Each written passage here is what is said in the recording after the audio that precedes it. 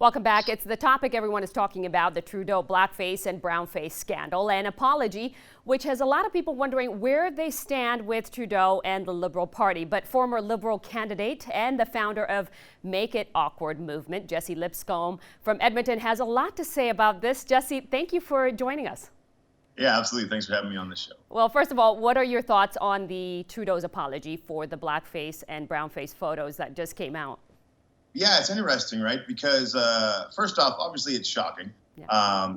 But when I initially watched the apology, I was, the first apology, let me say, I was like, you know what, that's a decent apology. I like it. I mean, he didn't skate around the topic of what he was doing being racist. And when asked, did you do it again or had anything else like this come out? He said, yeah, there was this other time in high school. So right off the bat, I was like, good for you, way to apologize. Yeah. And then there was another question that came up just regarding, should you resign or what would you do if somebody in your party, either an MP trying to get elected or an MP that's already there, what would you do? And he skated that a little bit with, it's a case-by-case scenario. Not sure what we'd do, but I'm just here to do the best that I can. And so that one obviously got me a little bit just based on the fact that, I was one of those people and things worked out a little differently for myself.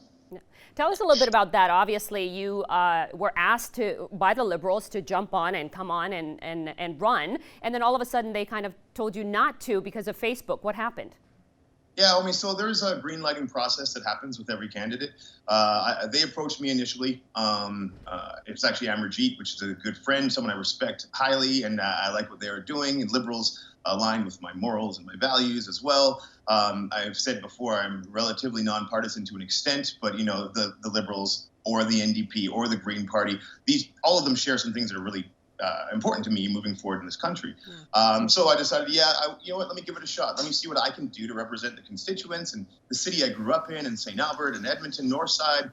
Feel like I got a voice for them and I can represent what's important to them. And so I went through that process. And part of the process, of course, is getting vetted in every way possible. We do some skeletons in the closet if they exist. They comb through social media, and everything was great. And then radio silence started to happen, and the people who were talking to me had mentioned to me that they were informed that they were probably not going to go ahead with the green light, and to their knowledge, it had more to do with being a little bit too risky, and maybe some of the social media content that I had in my past.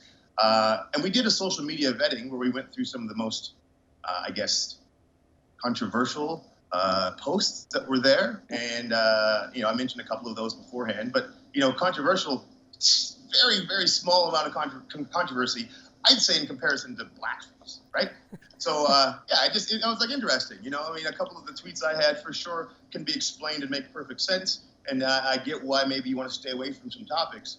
But I fully get why one might want to stay away from, dressing in blackface or brownface numerous times. Yeah. So now that that's happened to you, what are your thoughts on the Liberals? Will you be voting for them? And should he step down? I know that happened to you. So what are your thoughts on that? Well, here's my thought on this. Do I think he should step down? No. Do I think that I should still be running? Yes. Do I think that my view of Justin Trudeau should change my view of the country? And that's a tough one. For me, I say no. Am I saying I'm casting my ballot for the Liberal Party no matter what? Absolutely not. It has me definitely on an undecided spot right now. But again, I'm not born liberal, die a liberal. I'm who's going to create a better future based on what I think the future should look like. But I do think that, it's kind of scary that sometimes we will jump off of a bandwagon completely because of what somebody in our party does, when we still may be aligned with what the party is about. So then the next question comes down to, like what you said, should someone step down?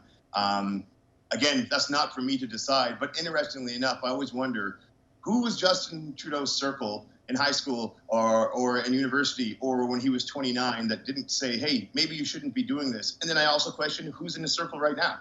And so this idea of how these things can happen without people blowing the whistle. Awesome. And if the circles still look the same, then that is a little worrisome. Yeah.